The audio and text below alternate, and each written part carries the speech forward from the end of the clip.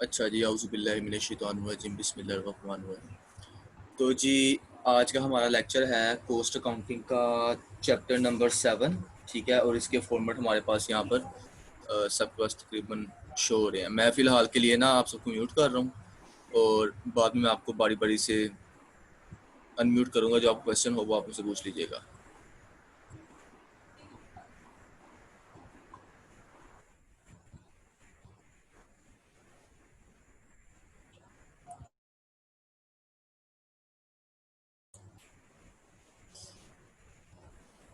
अच्छा जी, तो हमारा सबसे पहले चैप्टर है chapter number 7, important format of first department. इसमें हमारे पास में तकरीबन दो डिपार्टमेंट्स होते हैं। वैसे तीन भी होते हैं, चार भी होते हैं, लेकिन वो डिपेंड करता है किस पर। जैसे आप फर्स्ट करो, आपकी कंपनी है, ठीक है। और कंपनी का काम क्या है, किसी चीज़ की प्रोडक्शन करना। पहले वो करेगी, रॉ मटेरियल को लाएगी, रॉ मटेरियल परचेज करेगी, फिर उसको असेंबल करेंगे, फिर उसको सेल करेंगे। तो इस तरह से क्या हुआ, रॉ मटेरियल का डिपार्टमेंट अलग हो गया, असेंबलिंग डिपार्टमेंट अलग हो गया, और जो सेलिंग डिपार्टमेंट है वो अलग हो गया। यहाँ पर फिलहाल हम ना बारी बारी से एक एक डिपार्टमेंट को डिस्कस करेंगे। उनमें कुछ लॉसेस होंगे, कुछ में लॉस नहीं होगा, कुछ में अलग से कैलकुलेशन करने को हम किस सूरत में करेंगे, वो तमाम चीज़ें हम लोग इसमें डिस्कस करेंगे। तो ये फिलहाल आपके सामने एक पेज जो हो रहा है, important format of first department, page 1। Cost of production report is prepared under process costing system. ये है, हमने बनानी होती है कॉस्ट ऑफ प्रोडक्शन रिपोर्ट, और जिस मेथड के थ्रू हम लोग बनाते हैं उसे हम कहते हैं process costing system. Following is the format of first department. Suppose करें हमारे पास X Y Z and company है, एक नाम से एक कंपनी है, और उसका डिपार्टमेंट नंबर 1 है, और उसकी हम बना रहे हैं cost of production report for the year या मंथ एंडिंग, ठीक है। वो हम बना रहे हैं। और इसमें हमारे पास है क्वांटिटी स्केजुअल, यूनिट्स और यूनिट्स दो तरह। क्वांटिटी स्केड्यूल हमें बताना है कि यूनिट्स पुट इनटू प्रोसेस जो हमने किए हैं, या जो हमने यूनिट स्टार्टेड में लगाए थे। सपोज करो हमने 10,000 यूनिट्स जो है वो स्टार्टिंग में इनटू प्रोसेस लगाए थे, और उसमें से हमारे जो 8,000 यूनिट्स थे वो कंप्लीट हुए और ट्रांसफ़र कर दिए हमने next department. Units completed and transfer to next department 8,000, और यूनिट स्टिल इन प्रोसेस 2,000। यानी कि 2,000 जो आपके यूनिट्स हैं वो स्टिल इन प्रोसेस हैं, उसमें से 50% मटेरियल है, 25% labour and F O H है। अब ये जो है ना, रेशियो को समझना ही हमारी मेन बात होती है। जो यहाँ पे शो रहा है कि जी 50% मटीरियल है, 25% labour and F O H है। अब अगर हम उन 2,000 यूनिट्स की बात करें जो कि स्टिल इन प्रोसेस थे, वो 2,000 यूनिट्स में से जो मटीरियल के लिहाज से अगर देखा जाए तो 50% यानी कि 50% कम्प्लीट है। और लेबर और एफ ओ एच यानी कि फैक्ट्री ओवरहेड, जो हमारी दीगर चीज़ें, पेट्रोल, ये गैस, बिजली, इस तरह की चीज़ें लगती हैं, हम फैक्ट्री ओवरहेड कहते हैं। इनके लिहाज से अगर देखा जाए तो जी हमारे पास ये 25% कम्प्लीट है, स्टार्टेड बट नॉट कम्प्लीटेड, यानी कि जो स्टार्ट तो किए गए थे लेकिन अभी तक कम्प्लीट नहीं हुए। अब ज़रा आप पेज 2 को शो कर दें।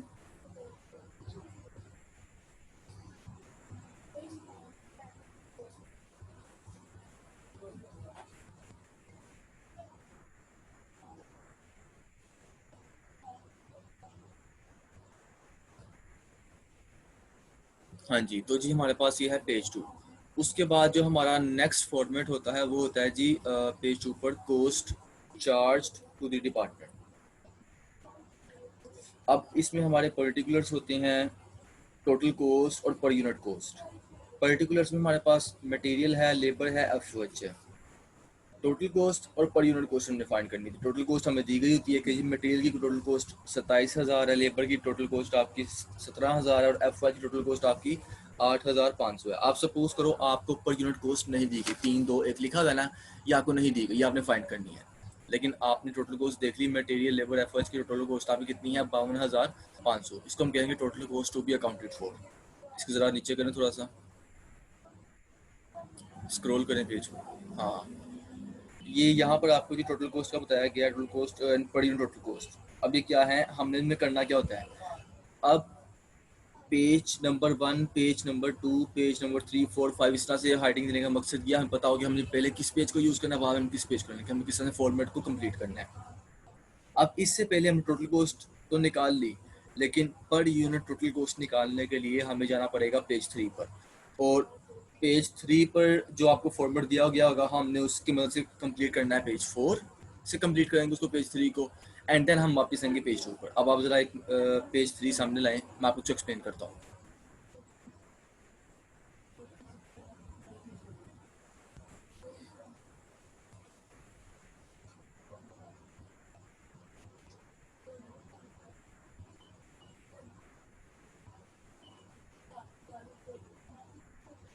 जी हाँ, तो आपके सामने यहाँ पर आ गया पेज 3। पेज 3 में ज़रा आप देखें, साइड पर करके ना मैंने कोशिश की है, ये बॉटम पर राइट साइड पर एक नोट लिखा हुआ है कि पेज 3 से पहले कुछ वर्किंग करनी पड़ेगी पेज 4 पर। तो उसके बाद हम लोग निकालेंगे cost accounted for as follows. आप सपोज करें जो आपकी लिखी हुई है cost transfer to next department, ये सेंटर में cost transfer to next department, और 8000 को मल्टीप्लाइड बाय 6.0 किया है। अब ये 6.00 है ना, ये हमारी टोटल पर यूनिट कॉस्ट है जो कि हमने पेज 2 पर निकालनी थी, और पेज 2 पर हमने जो वर्किंग करनी है वो निकालने के लिए हमने जाना पेज 4 पर। मैं फिर आपको सिंपली एक्सप्लेन करता हूँ।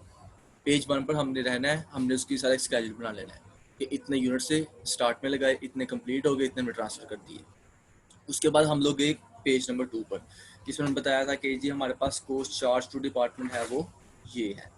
कॉस्ट चार्ज टू डिपार्टमेंट हमने टोटल कॉस्ट तो निकाल ली, मगर पर यूनिट कॉस्ट निकालने के लिए हमें चाहिए पेज 4 की वर्किंग।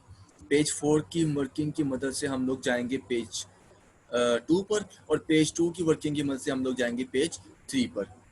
आप काइंडली अब जरा ना पेज 4 को प्रेजेंट करें, रिप्रेजेंट करें।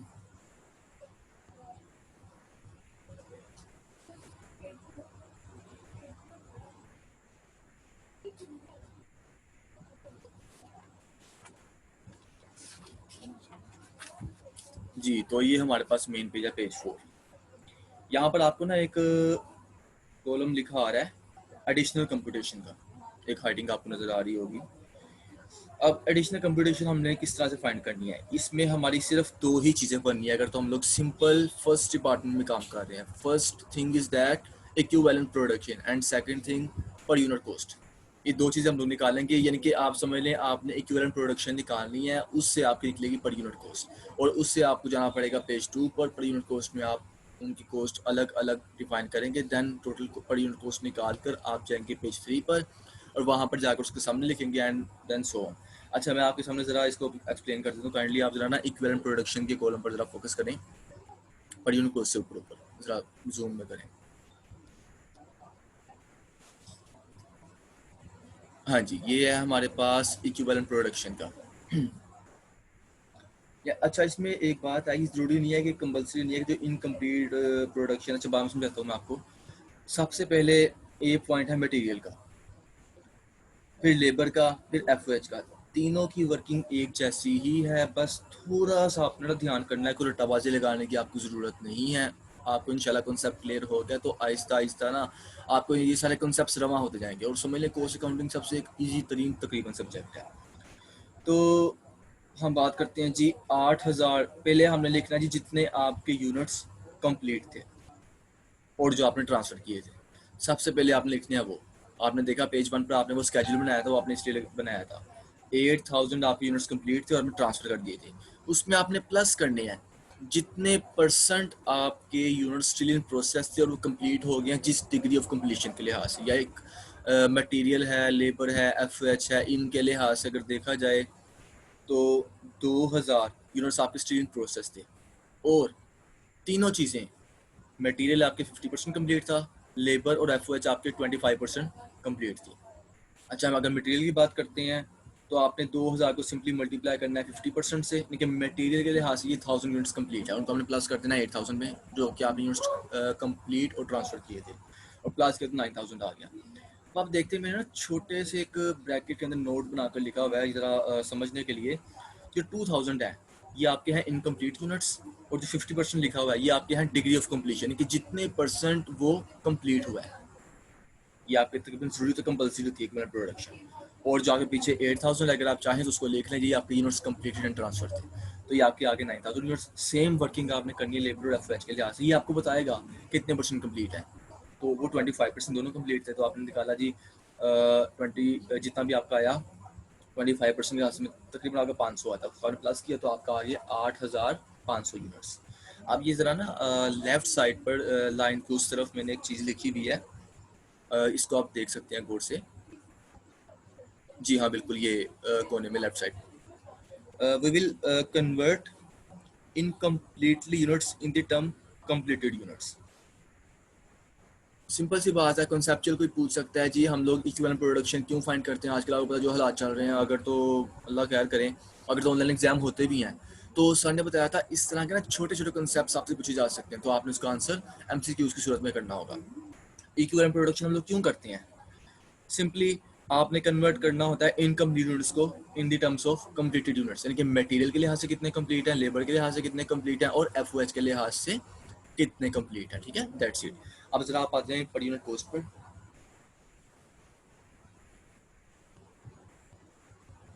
अच्छा जी, पर यूनिट कॉस्ट की हम लोग अगर बात करें तो ये मैंने इसके सामने एक हिंट दिया हुआ है पेज 2 का।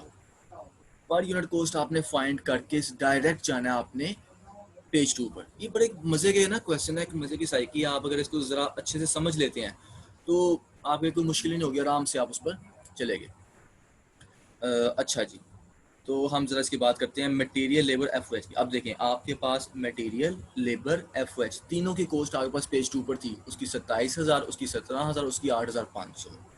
ठीक है, तो अब अगर हम इसकी बात करें तो आपने सिंपली मटेरियल लेबर एफओएच को जो टोटल कॉस्ट है उसको आपने डिवाइड करना है, जो आपने ऊपर पर यूनिट कॉस्ट निकाली है ना दोनों की तीनों की, वो आपने उस पर डिवाइड कर देना है। यानी कि मटेरियल की 27,000 कॉस्ट थी टोटल कॉस्ट, आपने उसको डिवाइड किया, टोटल जो आपके यूनिट्स निकले हैं वो 9,000 थे, तो आपकी आ गई ₹3.00 पर यूनिट।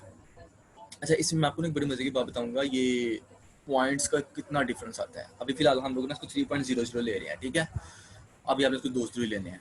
17,000 को डिवाइड किया 8,500 पे, ₹2.00, और एफ ओ एच को आपने 8,500 भी 8,500 पर ही डिवाइड किया, तो आपने ₹1.00 लेना है। और लास्ट पर जी आपके पास आगे ये निकालने के बाद वापस जाना है आपने पेज 2 पर। अब आप लोग सोचते होंगे जी क्या छोटी छोटी चीज़ें लिखी हुई हैं, यकीन माने ये छोटी छोटी चीज़ें ही ऐसी हैं जो आपके सारे कॉन्सेप्ट्स क्लियर करती हैं। देखिए आपको तो की बुक से भी हर चीज़ मिल जाएगी, आपको आंसर हर चीज़ मिल जाएगी, लेकिन एक होता है ना कि रिसर्च की हो, थ्योरी बनाई हो, तो आपके लिए समझने में बहुत ही ज़्यादा आसानी होती है।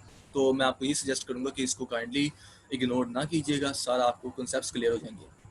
आप काइंडली आप ना पेज 4 के बाद वापस चले जाएं पेज 2 पर, वो शेयर करें।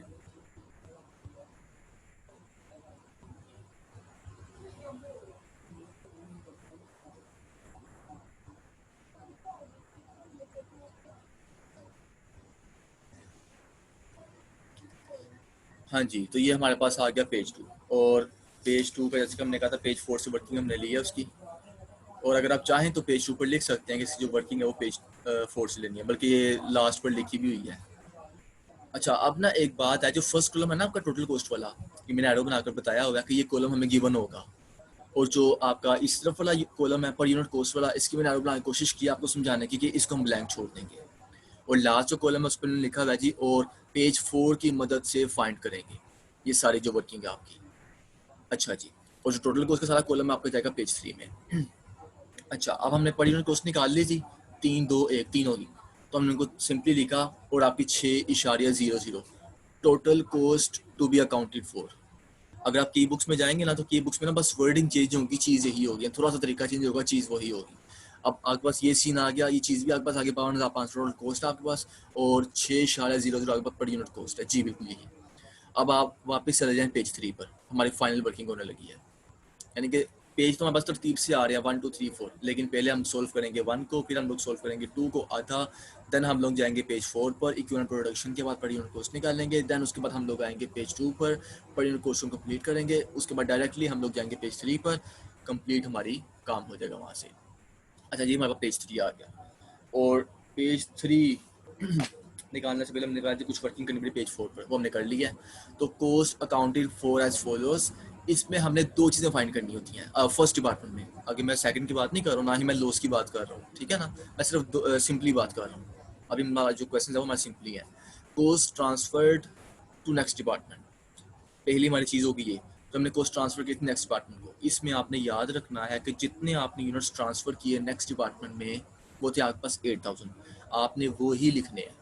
और जो total cost to be accounted for per unit आपने निकाली थी टोटल करके, वो आपका 6.00 थी, वो आपने निकाल ली, और आपके पास आ गई 48,000, आपने सामने कॉलम में लिख देना है। फिर आपके आगे क्लोजिंग वर्किंग प्रोसेस इन्वेंट्री, ये आपकी सेकंड कॉलम है, सेकंड चीज़ है। ये हम सिंपल बात करें, अभी हम लोग बात दूसरे डिपार्टमेंट की या तीसरे डिपार्टमेंट की, यहाँ हम लोग लॉस की बात नहीं कर रहे, लॉस अब नॉर्मल या नॉर्मल। अच्छा, क्लोजिंग वर्किंग प्रोसेस इन्वेंट्री की बात करें तो समझ लें जो भी इन प्रोसेस है, वर्क इन प्रोसेस इन्वेंटरी मतलब जो अभी आपकी इन प्रोसेस में है, ये इसकी समझने छोटी सी डेफिनेशन है। अब मटेरियल की बात करें तो 2000 को आपने मल्टीप्लाई किया 50% से, तो आपके पास आ गया 1000। या मटेरियल आपकी जो closing work in process inventory पड़ी हुई है वो 1000 पड़े हुए यूनिट्स, उसका आपने मल्टीप्लाई किया जितनी आपने उसकी पर यूनिट कॉस्ट निकाली थी वो थी 3.00। तो कोई आप लोग 300 ना समझ लीजिएगा, ये 3.00 है। तो ये आपने उसको मल्टीप्लाई किया, आपके पास आ गया 3000। हाँ जी बिल्कुल यही। लेबर की बात करें, लेबर को भी आपने लेबर एफर्ट्स दोनों की आपकी ना 25% उसने कहा था फॉर बोथ, आपने उसको मल्टीप्लाई किया 500 आया, और उनकी दोनों की लेकिन पर यूनिट कॉस्ट अलग अलग थी, एक की 2.00 थी और एक की 1.00 थी। तो ये 1000 और 500 आ गया, इन तीनों को आपने ऐड किया है, तकरीबन आपके पास आ गया 4500। इसको आपने ट्रांसफर कर दिया टू नेक्स्ट डिपार्टमेंट, यानी कि सॉरी नेक्स्ट कॉलम में। तो 48,000 प्लस 4,500 कॉस्ट अकाउंटेड फॉर 52,500। अच्छा, इसमें एक बड़ी मजे की बात, आपको कॉस्ट अकाउंटेड करते हुए एक चीज़ की एहतियात करनी है, और एक चीज़ आपके लिए समझने खुशी का बाइस है, एहतियात किस चीज़ की करनी है। इसमें जो माइनर स्टेप्स होते हैं ना, अगर आपने उसमें से कोई एक स्टेप भी मिस कर दे, यकीन जानो आपका सारा क्वेश्चन ही गलत हो जाएगा। आपको टीचर ने अगर 20 मार्क्स देने भी हैं, वो 20 के बजाय आपको 0 देगा। ये एक कंसेप्ट ही ऐसा है कि एक चीज़ गलत की सारा गलत हो। ये एडवांस काउंटिंग नहीं है, कॉस्ट अकाउंटिंग है, और इसमें आपने एक चीज़ गलत करनी होती है। जैसे वो बिल ऑफ एक्सचेंज का आपका चैप्टर था, बी कंपार्टमेंट में भी और आई कंपार्टमेंट में भी एक एंट्री गलत हुई, आपका सारा कैसे गलत हो जाता था। या पीएलएस का चैप्टर था। खैर इसमें वापस आते हैं। ये आपकी बात होगी 52,500 कॉस्ट अकाउंटेड फॉर। अब जरा आप इसको देखें पेज 3 पर, ये आपका है 52,500। अब जरा आप वापस जाएं पेज 2 पर, पेज 2 जरा जल्दी से ओपन कर दें।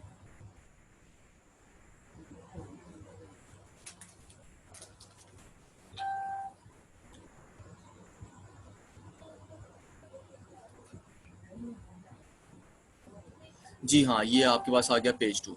पेज 2 के आप देख रहे हैं लास्ट पर, total cost to be accounted for 52,500।